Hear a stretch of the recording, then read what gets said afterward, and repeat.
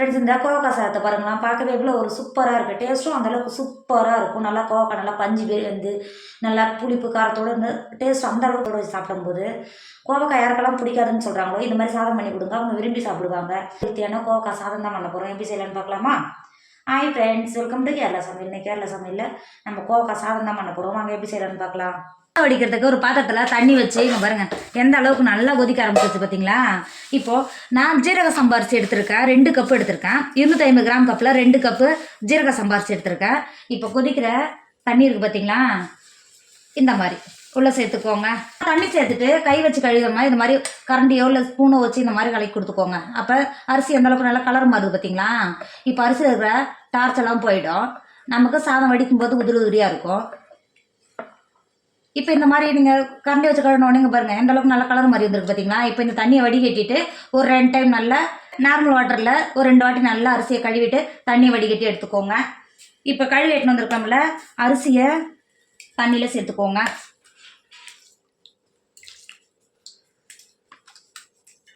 அரிசியை சேர்த்து கொடுத்துட்டு அது கூடவே 1.5 டேபிள் ஸ்பூன் உப்பு சேர்த்துக்கோங்க. நீங்கள் இப்போவே உப்பு சேர்த்து வடிக்கும் போது சாதத்தில் நல்லா உப்பு பிடிச்சிருக்கோம்.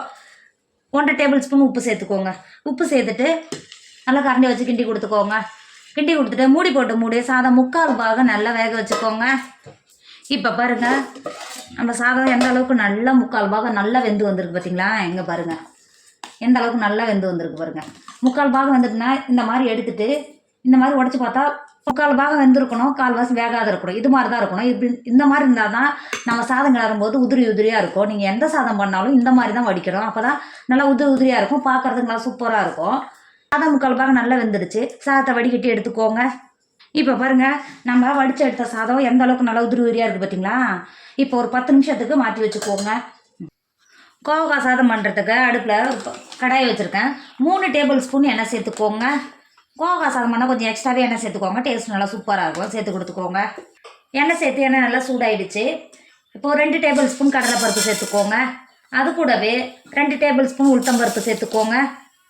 1/4 டேபிள் ஸ்பூன் பெருஞ்சீரகம் சேர்த்துக்கோங்க. சேர்த்து கொடுத்துட்டு கடலைப்பருப்பு உளுத்தம்பருப்பும் நல்லா பொன்னிறமாக நல்லா வறுத்துக்கோங்க. இப்போ பாருங்கள் நம்ம சேர்த்த உளுத்தம்பருப்பும் கடலைப்பருப்பும் நல்லா பொரிஞ்சு வந்துருச்சு. இப்போ இந்த ஸ்டேஜில் 1/2 டேபிள் ஸ்பூன் கடுகு சேர்த்துக்கோங்க. கடுகு சேர்த்து நல்லா கடுகும் பொரிஞ்சு 2 கொத்து கருவேப்பிலை சேர்த்துக்கோங்க. மீடியம் சைஸ் வெங்காயத்தை நீல வேக்கில் கட் பண்ணி வச்சுருக்கா இப்போ சேர்த்துக்கோங்க. வெங்காயம் வதங்கிறதுக்கு உப்பு சேர்த்துக்கோங்க. வெங்காயத்தை ஒரு 10 நிமிஷத்துக்கு வதக்கிக்கோங்க. வெங்காயம் வதங்கும் போதே 1 டேபிள் ஸ்பூன் இஞ்சி பூண்டு பேஸ்ட்டு சேர்த்துக்கோங்க. வெங்காயத்தை கூடவே நல்லா வதங்கி வந்துடும். இஞ்சி பூண்டு பச்சை வடையெல்லாம் போயிடும். சேர்த்துட்டு வெங்காயத்தோடு நல்லா சேர்த்து நல்லா வதக்கிக்கோங்க. இப்போ பாருங்கள் வெங்காயம் நல்லா கண்ணாடி பார்த்து வதங்கி வந்திருக்கு. இந்த அளவுக்கு வதங்கினாவே போதும். இப்போது 1 டேபிள் ஸ்பூன் மல்லித்தூள் சேர்த்துக்கோங்க. காரத்துக்கு உங்களுக்கு அனுசரித்து சேர்த்துக்கோங்க. நான் 2 டேபிள் ஸ்பூன் காஷ்மீர் மிளகாத்தூள் சேர்த்துக்கிறேன், சேர்த்து கொடுத்துக்கோங்க.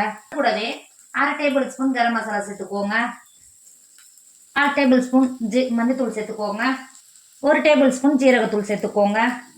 சேர்த்துட்டு நம்ம வெங்காயத்தோட தண்ணி எதுவும் சேர்க்காமலே எண்ணெயிலேயே மசாலா பச்சை வடை போகிற வரைக்கும் 2 செகண்ட் நல்லா கிண்டி கொடுத்துக்கோங்க.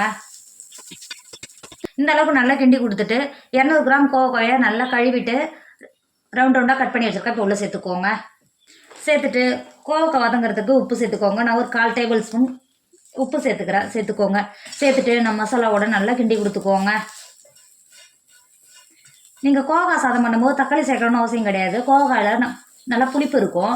அந்த புளிப்பே தக்காளியோட நல்லா மேஞ்சாலும் நல்லாயிருக்கும். சாதத்துக்கு நல்லா புளிப்பு தரும். இப்போ நல்லா கிண்டி கொடுத்துக்கோங்க. கிண்டி கொடுத்துட்டு தண்ணி எதுவும் சேர்க்காமலே ஒரு 10 நிமிஷத்துக்கு நம்ம சேர்த்த மசாலாவோட நல்லா கிண்டி கொடுத்துக்கோங்க.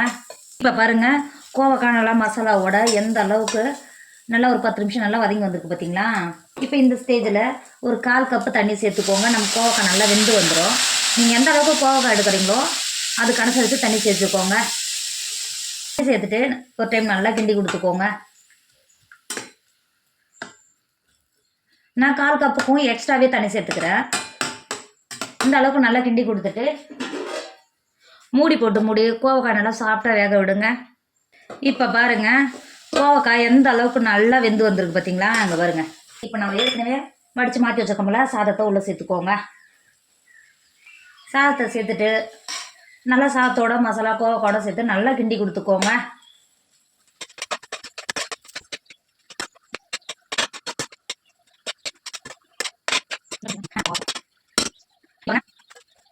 சாதம் நல்லா கலந்து எடுத்துட்டோம். இப்போ பார்க்கவே எந்த அளவுக்கு நல்லா கலர்ஃபுல்லாக இருக்குது பார்த்தீங்களா?